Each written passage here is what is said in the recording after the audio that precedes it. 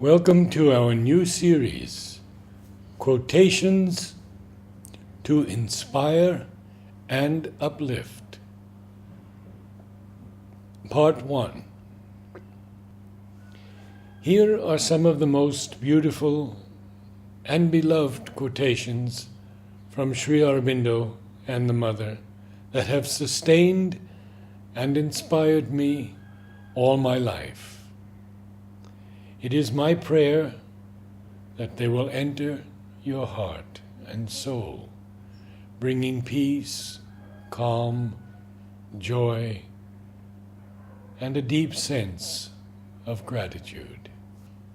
The quotations are not arranged in any specific order, simply as I remember them and copy them from my files.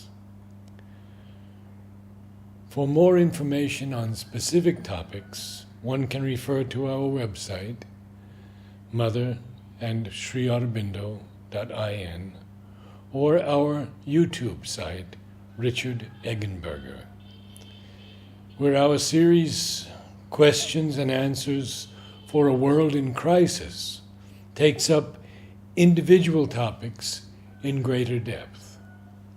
Many have already been uploaded, and many more will be uploaded in the coming months. So we begin. A veil behind the heart, a lid over the mind, divide us from the divine. Love and devotion rend the veil, and in the quietude of the mind, the lid thins and vanishes. From birthday greetings to a sadhak, I believe it was to Champaklal, Sri Aurobindo.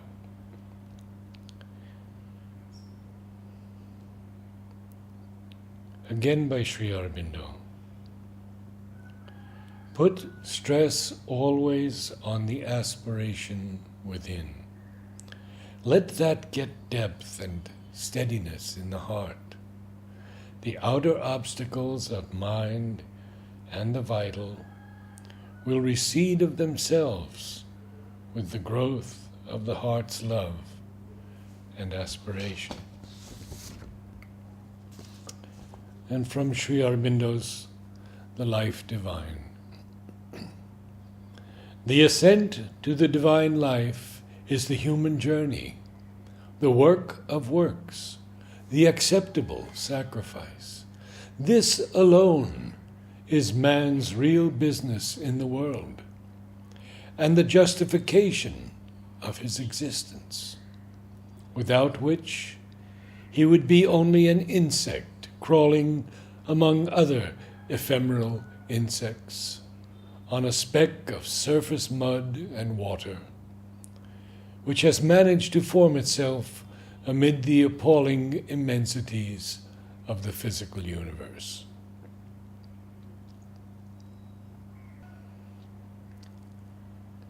Our sense, by its incapacity, has invented darkness. In truth, there is nothing but light. Only it is a power of light either above or below our poor human vision's limited range. For do not imagine that light is created by the suns. The suns are only physical concentrations of light, but the splendor they concentrate for us is self-born and everywhere. God is everywhere, and where God is, there is light.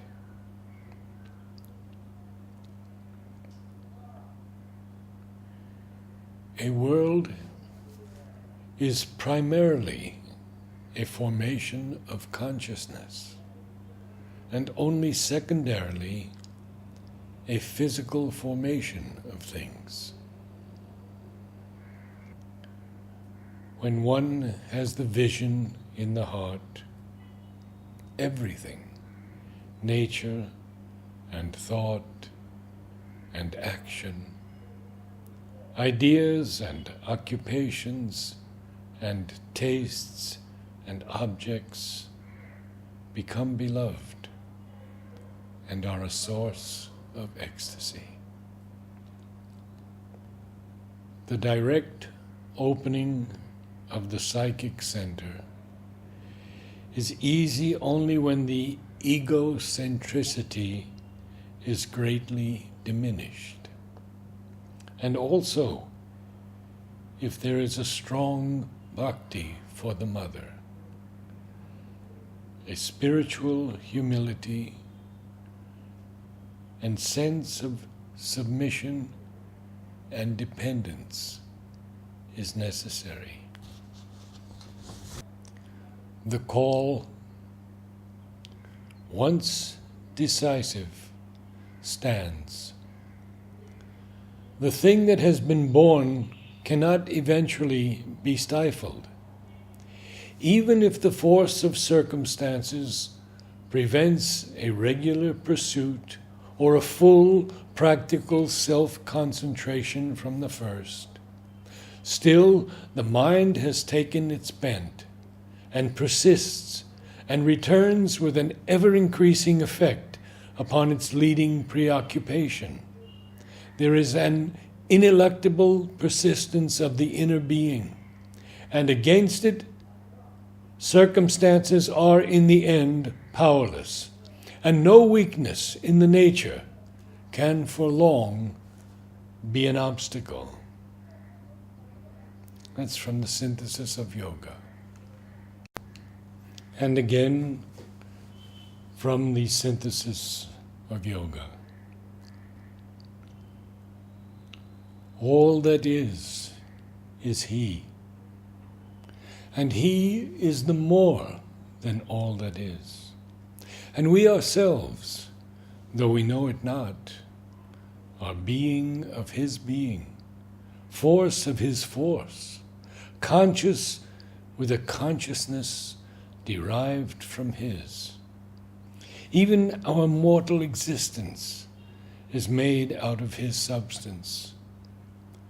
And there is an immortal within us that is the spark of the light and bliss that are forever.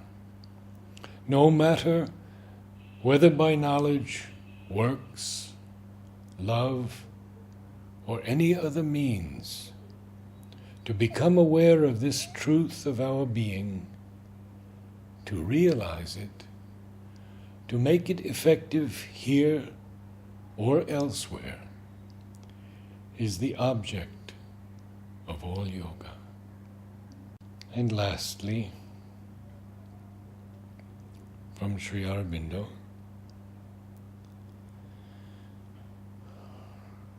men are always more able to criticize sharply the work of others and tell them how to do things or what not to do than skillful to avoid the same mistakes themselves. Often indeed one sees easily in others faults which are there in oneself, but which one fails to see. These and other defects, such as the last you mentioned, are common to human nature, and few escape them. The human mind is not really conscious of itself. That is why in yoga one has always to look and see what is in oneself and become more and more conscious.